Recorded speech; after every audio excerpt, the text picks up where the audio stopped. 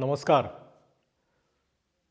तुमच्या टीनेज पोलानी किंवा पोरीनी जर जोरदार व्यायाम चालू केला असेल तर आय एम शुअर तुम्हाला काळजी वाटायला लागलेली आहे.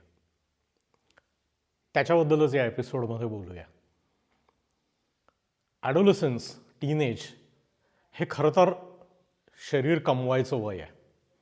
कारण आपल्याला सगळ्यांना माहिती आहे की या वयामध्ये तुम्ही जर शरीराची काळजी घेतली, शरीर सौष्ठव वाढवलं, शरीराची ताकद वाढवली, फ्लेक्झिबिलिटी वाढवली तर त्याचा जन्मभर उपयोग होतो.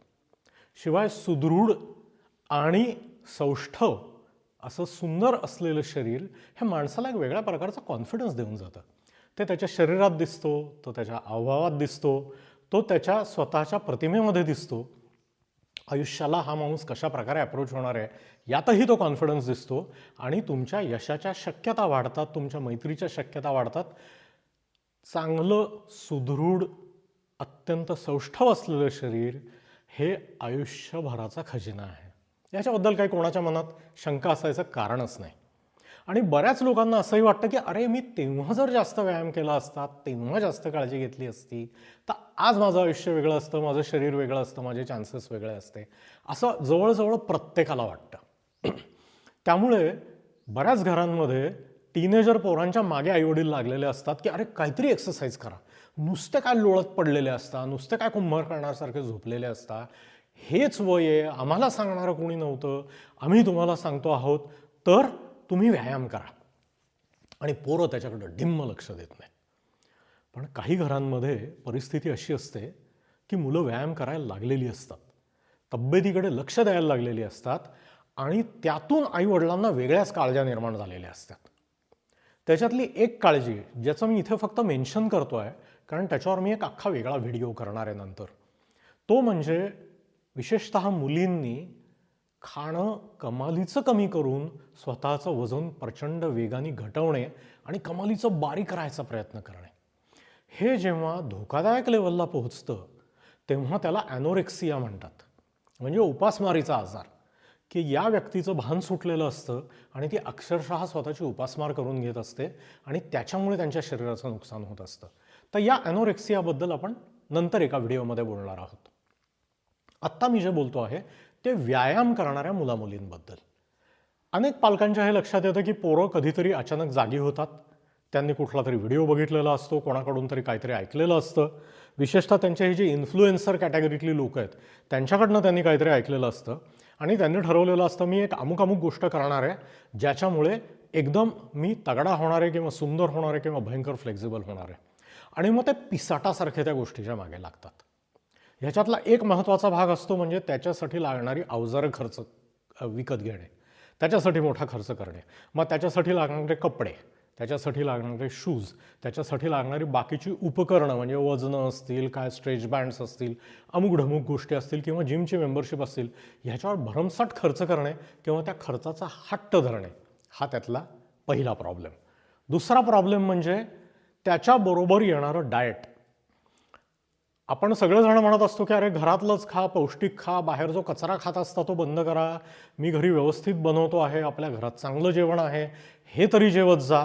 ह्याच्याकडे पूर्णपणे दुर्लक्ष करून वेगळ्या वेगळ्या प्रकारच्या सप्लिमेंट्सच्या गोळ्या घेणे, अत्यंत महागडे प्रोटीन शेक्स किंवा कुठले तरी सप्लिमेंट्स रोज गिळणे, ठराविक वेळेस ते खाणे, घरातल्या खाण्याकडे दुर्लक्ष करणे आणि विविध प्रकारच्या व्हिटॅमिन्सच्या पण अजून गोळ्या घेणे किंवा त्या मागवणे किंवा खाण्यातले काही काही पदार्थ 100% वर्ज्य करून वेगळाच काहीतरी खाण्याचा आग्रह धरून बसणे.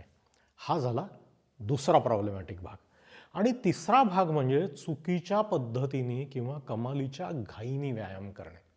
आपल्याला सगळ्यांना हे माहिती आहे की शरीर सौष्ठवाचे, व्यायामाचे किंवा आरोग्यासाठी केलेले जाणाऱ्या व्यायामाचे 3 भाग आहेत आणि हे तिन्हीही भाग असावे लागतात तरच ओव्हरऑल हेल्थ सुधारते. एक म्हणजे तुम्हाला स्टॅमिना वाढवावा लागतो. स्टॅमिना म्हणजे ज्याच्यात कार्डियक एफिशियन्सी आणि लंग एफिशियन्सी तुमची वाढते. यामध्ये जॉगिंग, सायकलिंग ह्याच्यासारखे बराच वेळ करण्याचे की ज्याच्यात हार्ट रेट वाढतो आणि वाढलेला राहतो अशा प्रकारचे व्यायाम असतात. दुसरे व्यायाम असतात फ्लेक्झिबिलिटी वाढवण्याचे, म्हणजे आयदर एरोबिक्स सारखे ते व्यायाम असतात, पिलाटेससारखे व्यायाम असतात किंवा आपल्या खास भारतीय पद्धतीची योगासनं असतात की ज्यामध्ये थोड्या प्रमाणात स्ट्रेंथ पण बऱ्याच प्रमाणात फ्लेक्झिबिलिटी आणि नियमितपणा वाढवला जातो. आणि तिसऱ्या प्रकारचा व्यायाम जोही तितकाच महत्त्वाचा आहे, ज्याला स्ट्रेंथ ट्रेनिंग म्हणतात, म्हणजे तुमच्या स्नायूंची ताकद वाढवणे आणि स्नायूंचा आकारही थोडा वाढवणे. कारण आकार वाढल्याशिवाय ताकद वाढू शकत नाही.